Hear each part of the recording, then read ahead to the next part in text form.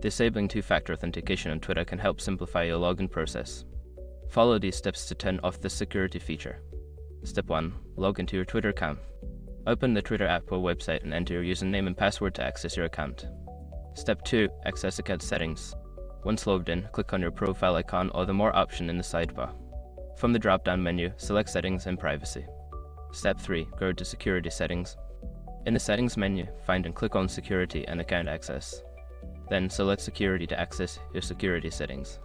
Step 4. Manage two-factor authentication. Look for the two-factor authentication section. Here, you will see the options for the authentication methods you have enabled. Step 5. Disable two-factor authentication. Select the option to turn off two-factor authentication. Confirm your choice when prompted to ensure the feature is disabled. After completing these steps, two-factor authentication will be turned off for your Twitter account. Always remember to keep your account secure with a strong password.